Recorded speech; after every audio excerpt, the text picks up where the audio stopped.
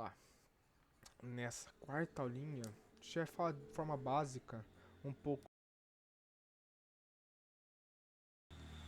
sobre fluxos.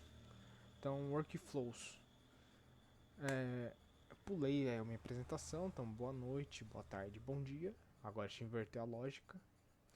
Me chamo Matheus, eu acho que quem está acompanhando já vai saber um pouco sobre minha trajetória, então para não perder muito tempo falando. Já falei um pouco sobre agentes de IA e vou estruturar um pouco agora sobre workflows na parte usando a biblioteca Cray. Hoje em dia eu só estou mais focando em Cray, mas eu tenho que trazer um pouco mais sobre também de LangChain. Então, from Cray import flow. Aí a gente tem que pegar o start, temos que pegar o router, temos que pegar o listen, o end é com barrinha aqui embaixo, e o or. Para quê? A gente vai ter o start, então um gatilho que vai começar o nosso fluxograma. Temos rotas possíveis do que o nosso fluxograma. Gosto de falar fluxograma porque se dá uma ideia de fluxograma. Então as rotas possíveis que o nosso fluxograma pode seguir, que eu vou falar um pouco melhor quando a gente estiver montando. O listen que vai estar ouvindo. Então assim, geralmente vai botar um start, depois um listen, um start, uma rota, um listen. O end é para juntar mais de duas rotas. E o OR é caso alguma coisa execute, você já pode tomar essa ação, pode já executar. Mas vai ser melhor vendo do que falando. Essa é uma parte que eu falo que fluxogramas é sempre melhor vendo uma execução do que, mesmo que eu não vá executar, é mais mostrar em si como que é um funcionamento e qual a lógica por trás. Tem outras coisas que a documentação do Cray aí tem, mas eu acho que um bom fluxograma vai depender mesmo usando essa base aqui desses 5 aqui em si, do que você se aprofundando muito mais nos outros parâmetros lá. Porque aqui vai ser muito bom você ter uma base de máquina de estados ou redes de Petri. Resumo, acho mais fácil do que falando em linguagem técnica você saber como que seu fluxo vai se comportar, se vai se comportar de forma sequencial ou em formato paralelo, então com múltiplas execuções, do que se preocupar com múltiplos parâmetros, múltiplas coisas assim. Coisa que a gente já consegue desenvolver bem. Então é um padrão, a gente tem que desenvolver uma classe. Então fluxo, eu vou deixar maiúsculo. Fluxo, não é assim, inicial. Então como nosso primeiro fluxo, ele é um flow. Tá com maiúsculo? Tá com maiúsculo. Aí a gente vem def. Mas na verdade a gente começa primeiramente botando start. Def. Vamos pensar, a gente pode fazer somar. Vamos supor que tivesse um problema que você tem que somar primeiro e depois você tem que fazer o. Que você teria que fazer. Depois uma multiplicação, uma divisão e entregar isso daí. Entregar esse fluxo de trabalho. Muitas vezes os fluxos de trabalho não tem que ter agentes de A. Você pode colocar. Então vai depender muito do que você vai fazer. Aqui você vai ter que trabalhar bem com o conceito de threads assíncrono e síncrono. Porque algumas coisas você pode rodar assíncrono e algumas outras coisas você vai ter que rodar de forma síncrona. Então assim, eu posso deixar isso daqui rodando e não ter que me preocupar com isso daqui, porque é uma API. E posso deixar outra coisa executando usando o meu processador, ou não. Eu tenho que esperar a resposta disso daqui para conseguir executar outra instância. Executar outro nó. Então vai ter que ter um pouco de domínio do que você está querendo montar no seu projeto, no seu programa. Então somar, vamos supor, ele pode pedir duas letras para fazer a soma, ou ele já pode receber esses valores. Se ele receber esses valores, você vai ter que fazer um definite que vai esperar A, B, C, D e E e vai indo. Ou ele pode fazer x é igual a um input, digite um número. Eu não, digite, já vou voltar e colocar que são int, digite um número. Então, bota 2 pontos. Eu tenho que botar isso como um int. Quero fazer fácil daqui. E a gente faz y é igual a int de input, digite outro número. Acabou. Aí a gente tem um z é igual a x. Não sei que não é uma boa prática. A gente tem que colocar número 1, número 2, soma. Aí a gente tem a soma, então x mais y. Aí depois a gente vai ter um self.state.soma é igual a z. O que a gente está falando? A gente tá o state é como se a gente estivesse salvando um parâmetro para poder usar nos outros nós. Se você não salvar no state, você só vai estar fixando ele naquele nó ali. O state é como se fosse outro self, outro construtor, mas do workflow. Enquanto o nosso self é... Então, prosseguindo, a gente vem aqui e vem agora com return soma, matando português, soma feita, certo? Então o que a gente fez? Nesse nó a gente iniciou fazendo uma soma básica, no qual deu um return mostrando que a execução já foi feita. Por quê? Porque o nosso listen ele tem que receber um parâmetro para mostrar que aquela instância foi feita. E ele vai escutar o que? O soma feita. Tome cuidado. Se o nosso return tiver soma minúsculo e o soma aqui tiver maiúsculo, ele não vai executar. Então aí o workflow nosso vai subentender que ele só vai ter que fazer isso daqui e vai encerrar. E vai retornar isso daqui pra gente. Isso já tive muitas dores de cabeça, porque um workflow não executava por causa daquilo.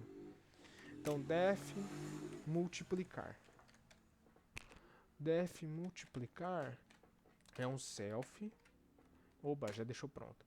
Aí a gente vai deixar um x aqui também, um y aqui também, mais z vai ser x e y.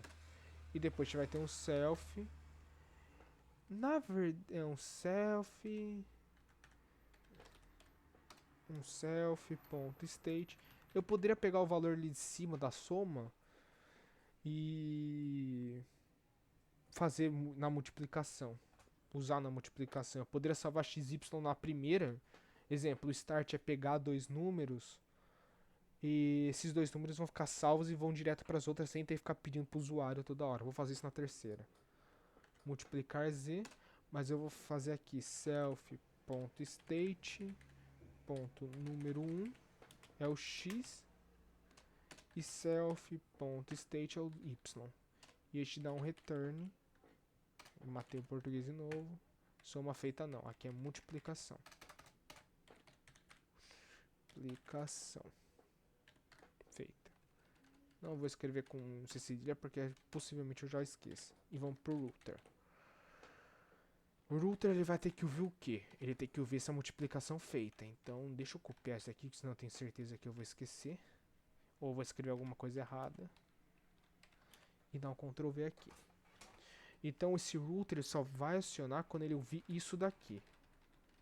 E vamos supor que a router feita, ele vai ter ele vai ter um def, multiplicar não, verificar. Um self. O que ele vai verificar? Ele pode verificar se existe o soma e se existe o multiplicar. Ele pode ser para fazer uma verificação, como se fosse um tratamento de erro, ou ele pode abrir múltiplas rotas. Como assim? Eu quero salvar esses valores em 3 bancos de dados diferentes. Então vai verificar se o somar e o multiplicar existem. E depois vai jogar para cada rota.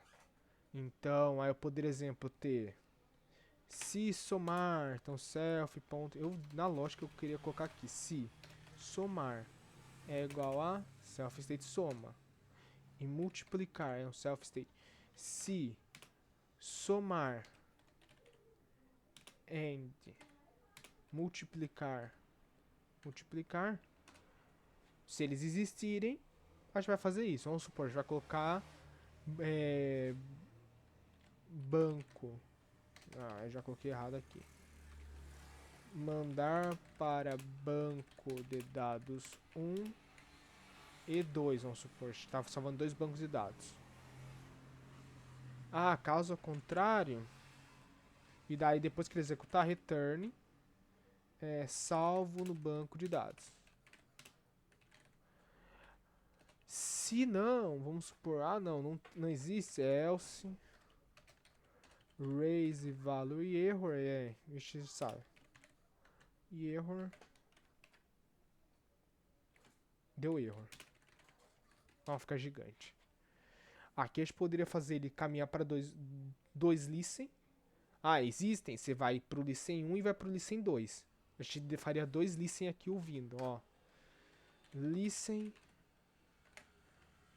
salvo no banco dados. Aí a gente faria isso e faria outro listen também para fazer a escuta disso daqui. Então a gente teria def banco 1, def banco 2. E daí a gente teria dois listens ouvindo um banco que vai salvar tanto o somar multiplicar no banco 1 e tanto o somar multiplicar no banco 2. Eu tô encurtando mesmo, só explicando a lógica, porque como eu falo, se eu for explicar isso aqui, já estamos em 11 minutos e 40. Isso daqui pode chegar de 30 minutos fácil montar um código de workflow e principalmente debugar um workflow.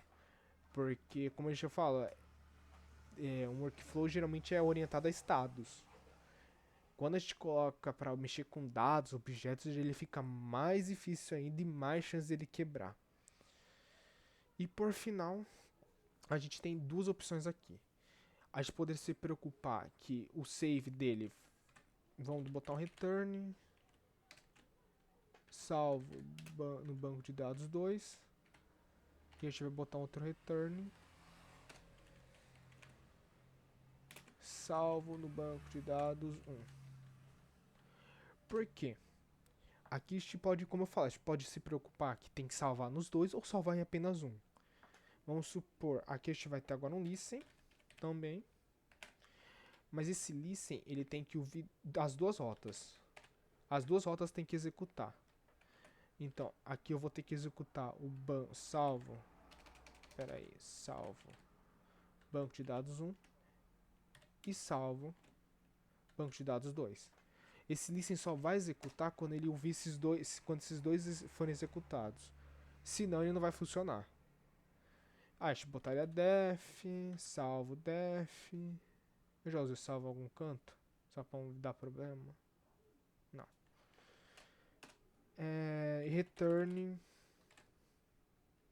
Tudo ok. Então, nesse caso, ele vai estar ouvindo os dois bancos de dados e só vai executar ali quando os dois bancos salvarem os dados. Mas também pode ter um listen, no qual a gente só se preocupa quando apenas um deles for salvo. Or, abre aqui, fecha aqui, volta uma vírgula e aqui. O que nesse caso está acontecendo? Def, mesma coisa, return ok.